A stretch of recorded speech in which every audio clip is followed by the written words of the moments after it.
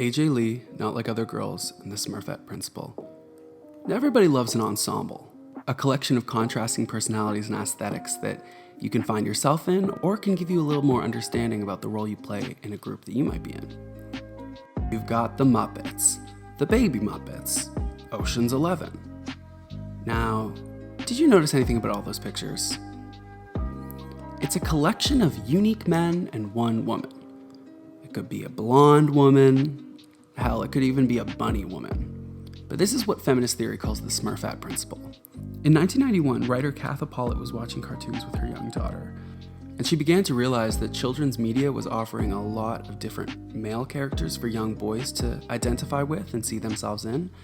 But for most shows that were not specifically aimed at girls, there was only one woman character. Pollitt describes the heart of this theory when she says that boys are the norm, girls the variation. Boys are central, girls peripheral. This trope teaches the audience that men are individuals with defining character traits that distinguish them from each other, whereas, well, let's just look at the namesake. You've got Sleepy Smurf, you got Musical Smurf, you got the Working Out Smurf, apparently. All these different traits that define a character. And what is Smurfette's trait? It's that she's a girl. And pro wrestling loves a Smurfette.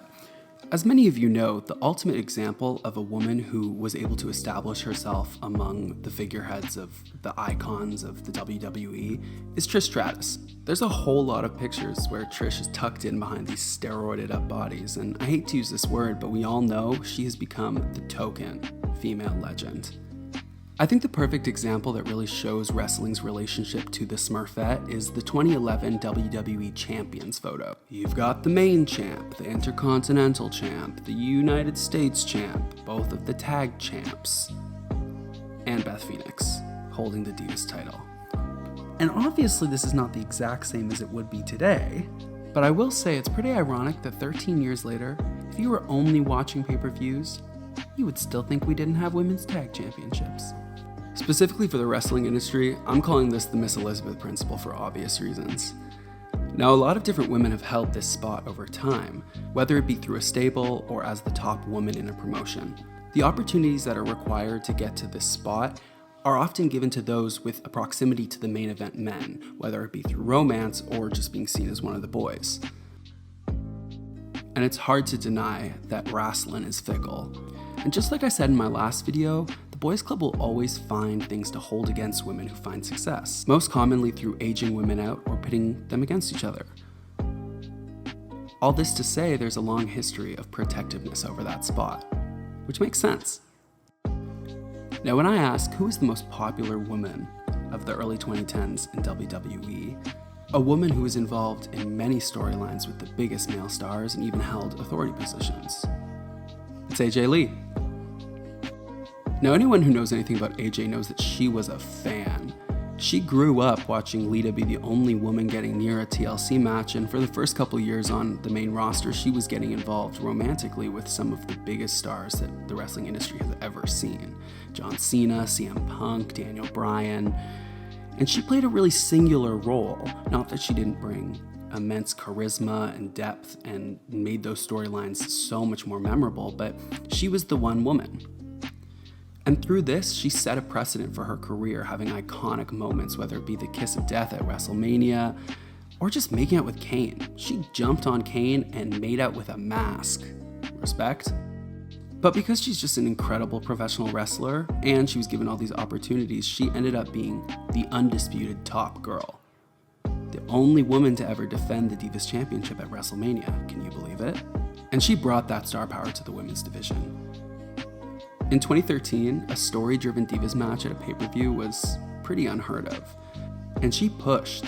A perfect example of this is at Payback versus Kaitlyn. For some people, this is their favorite Divas feud of all time, and I don't blame you. It gave us the first contract signing, and when AJ won the title, they were told to wrap it up. But the crowd was so behind them, they just pushed on, despite whatever consequences that might have brought them when they went to the back. And so after a successful first feud with multiple high-profile matches, there AJ was going blow for blow with Stephanie McMahon on Raw, but something was about to change. And so this is where I'm going to place my disclaimer. Obviously, I'm a gigantic AJ fan, but she also has a lot of super protective stans. So fair warning, I'm gonna be a little critical. And I do think it's really important to differentiate between April Mendez, the woman, and AJ Lee, the television character. But when discussing the pipe bombshell, the lines get pretty blurry. The pipe bombshell was a promo that AJ cut on August 26, 2013. I think it's super important to mention that the name is a reference to AJ's future husband, CM Punk, and his very iconic pipe bomb promo. The nature of a pipe bomb is using real-life personal attacks, or including non-storyline elements, especially against the company and the way that the booking is being done by The Office. And so one Sunday night, according to this promo, AJ sat down in front of the E! Network and gathered all the lowest blows she could against her colleagues. And that gave us the pipe bombshell. You notice how WWE even turned a promo into a Smurfette? Because that's sure not lost on me. Pipe bombshell, really? At the risk of being copyrighted, I'll read you some key lines from the promo. She said the Bellas had daddy issues, Natalia's fiance isn't a man. Then she said something that I think is really important. Do you want to know what I see when I look in that ring, honestly? A bunch of cheap, interchangeable, expendable, useless women. Women who have turned to reality television because they just weren't gifted enough to be actresses, and they just weren't talented enough to be champion. I have done more in 1 year than all of you have done in your entire collective careers. I have saved your Divas division. I've shattered glass ceilings, I've broken down doors. Why? So a bunch of ungrateful, stiff plastic mannequins can waltz through without even getting as much of a thank you? You guys can't even go backstage and shake my hand and look at me in the eyes because you know that I worked my entire life to get here. I gave my life to this and you were just handed 15 minutes of fame. I didn't get here because I was cute, or because I came from a famous wrestling family, or because I sucked up to the right people. I got here because I am good. I earned this championship, and no matter how many red carpets you guys want to walk in your $1,000 ridiculous heels, you will never be able to lace up my Chuck Taylors. You're all worthless excuses for women and will never be able to touch me, and that is reality. So there's obviously a lot to unpack there. And I can't understate the impact that this promo had. Last year was the 10th anniversary, and it doesn't need to be the 10th, it could be the 9th, it could be the 11th. Every single year, the same debate starts again. Some say she saved the industry, and some say she went into business for herself. And just take a look at all these edits. What she said hit a nerve with the audience. And as time has gone on, it's not hard to see that this promo has aged pretty badly, for two main reasons. First of all, she was talking to some pretty incredible wrestlers. Whether or not you like the twins, Naomi, Natalia, Eva Marie, I will say, since I am being critical of AJ, and I love my girls, but some of the most visceral cringe is hearing them scream, "Come say it to our face!" And then Eva, all red, everything's right behind them. I'm like, Eva, sit this out. You're not helping our cause. But the second reason this promo has clearly aged questionably is this is some prime Not Like Other Girls content. I'm sure we all know to an extent what it means to say I'm not like other girls, but it's important to point out that it's a well-documented form of internalized misogyny. And when I see clips of the pipe bombshell going around on Twitter again and again, all I can see is this. But like most of internalized misogyny, it's coming from a self-protective place, whether that be to gain validation from men and be seen as one of the boys or not one of the frivolous girls, one of the good ones. That knowing no matter how much of a tomboy you are, every single woman is being held down by sexism. In Tiffany Ferg's video on the phenomenon of Not Like Other Girls, which I think was very impactful and led to as many video essays as there are now on it, she speaks of a false dichotomy. When memes tell us there's only two types of girls, obviously we know that's not true because it's a lot of women to fit into two singular categories. Every person obviously contains multitudes and has contrasting opinions and passions and beliefs. And even though the heel versus face groupings attempts to recontextualize wrestlers as one-dimensional beings, just take a look at these pictures. These are clearly not all the same person. And the required skills to become a pro wrestler honestly proves that these women have a lot more in common than that promo would like you to think. Even AJ had her own form of glamour, which you could argue was placed on her because of the beauty standards in the company, but some of the sentiment feels disingenuous. AJ is echoing something that she had been taught her whole life on the indies and then in WWE, which is paying your dues, but also a suspicion towards those who may have come into wrestling. So when AJ saw homegrown talent that used to be models who got into it on happenstance, she was distrustful of what they were trying to get out of wrestling. But it's hard not to hear defensiveness in what she's saying. When she looked out at the Total Divas, she saw what the company valued in their women talent. And it wasn't what she was pushing and fighting for, which was barn-burning wrestling matches. And it's very common for those who are oppressed to lash out against their own group, because how can you not see your own handicaps reflected through them? And it gets a lot harder to not be like other girls when you see the limitations that you share. And AJ by no means is the first to have this sort of gimmick. Ivory in The Right to Censor, or heel Melina lashing out against the Playboy push.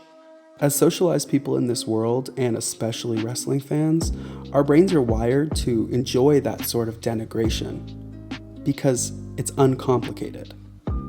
I am this, you are that. And wrestling is still refusing to admit that it is a medium that could tell complex and moving emotional stories, which it does, but sometimes by accident, let's be real. AJ Lee versus the Bella Twins became something of a blood feud after this. It was filled with the lazy hallmarks of Divas era storytelling, but the women sold it, all three being such engaging performers. This all leads up to a singles match at 2014 Survivor Series between Divas champion AJ Lee and number one contender Nikki Bella. Originally they had 15 minutes, and both wanted to bring down the house. But slowly as the day went on, they went from 15 minutes to being asked if they could do it in a minute and a half. For the only main roster women's title. It's pathetic. And like I said, these women were so good at their jobs, they managed to find a finish that would give a through line for fans, ultimately referencing the kiss of death that AJ placed on Brie's future husband at WrestleMania years before. But this is the hard truth. The slut-shaming and the low blows, it didn't give them pay-per-view time. And the finish only doubled down on fan opinion. Nikki wanted desperately to prove them wrong and perform with all the training and especially the emotional buildup, but Nikki ended up looking like an industry plant. And within 1 year, AJ was retiring. One line from the Pipe Bombshell that has always stuck out to me is when AJ said, "I gave my life for this." By the end of her career, she was extremely disenchanted by wrestling. She gave her life and realized that it wasn't enough. At her best, she was still at the mercy of a horrible workplace culture. And while her character was essentially saying to the audience, don't let women's wrestling be stolen by the models, it had already been stolen by the men in the back. And so I do think 10 years later, it's pretty easy to say that her anger was misplaced, but it's a whole lot more complicated than that. But with all that I've said about AJ's relationship to the other women she worked with, many fans remember how fervently she put over upcoming talent. In her Slammy's 2014 Diva of the Year acceptance speech, she said that she hoped next year Sasha Banks or Bayley or Charlotte or someone from NXT would win it. They didn't, but she did, and fought the wrestlers can't dress allegations like no one ever has before. Nikki's outfit that night changed lives, specifically Seth Rollins's. But back to AJ, she had a vested interest in championing the talent that she saw coming up behind her that she felt she could leave women's wrestling to. Mainly, it was towards those who came up in a similar way to her through the indies, and many of the model types have come out and said that she was extremely difficult to work with and unwilling to help them. But 10 years later, and Cameron is going through tables in West Hollywood. So I guess that teaches us to never judge someone's passion for wrestling from the outside. But separating from the character completely, The most high-profile pushback against WWE's treatment of women was after Patricia Arquette's Best Actress Oscar speech, where she spoke out against pay inequality for women. Stephanie McMahon tweeted, "Thank you for having the courage to fight for #women's rights on such a grand platform. #useyourvoice." And AJ hadn't retired yet. She was still working for the company when she bravely tweeted at Steph McMahon, "Your female wrestlers have record-selling merchandise and have starred in the highest-rated segment of the show several times, and yet they receive a fraction of the wages and screen time of the majority of the male roster. #useyourvoice." Iconic. That interaction on Twitter also gave us this classic. "Thank you at WWE AJ Lee. I appreciate your opinion. #useyourvoice." Once she put wrestling behind her, AJ started focusing on mental illness advocacy and wrote a book about her experience with bipolar. But if I looked at the times that she spoke out against hypocrisy and pushed for substantive change and said that it painted a different picture than all of the other things we've talked about before in this video, it would just be another false dichotomy. Because just like anything of note, AJ Lee's wrestling legacy contains many contradictions, and many things can be true at the same time. She was a pioneer for women who also became an audience figurehead for internalized misogyny, a blacklisted dissenter who was also the most pushed and accepted women by the powers that be at a certain point. Much of what I felt when retelling this story was immense sadness and gratitude for what she did. It's hard to believe, but AJ is a year younger than Charlotte Flair. And just like I said in my last video, her impact cannot be understated. One of my favorite things to see is the pictures that current NXT women took with AJ when they were kids, or pictures of them with their Divas belt. She pushed, and sometimes it's a little cringe to look back on, but ultimately, from the pipe bombshell, there's one thing we can all agree on. There will never be another woman who can lace up her Chuck Taylors. AJ Lee is one of one. Thank you so much for watching. I worked super hard on this, and if you completely disagree, please tell me. The last thing I want anyone to think is that I'm trying to claim to be an expert on interpersonal working relationships between women. But I do think this topic has not been given its fair dissection, so I hope we can have a conversation in the comments. Now that was all pretty dense, so I think to cleanse, I'm gonna play us out with AJ Lee destroying Jerry the Perv Lawler on commentary. Okay, bye. Stay sexy, smart, and powerful. So you have no desire to go on that reality show and really mix it up with those girls? It's certainly a big hit. I have the date I won this title tattooed on the back of my neck. This is all I cared about. So, any other tattoos? And I think I'm a little too old for you, Jerry. I'm 26.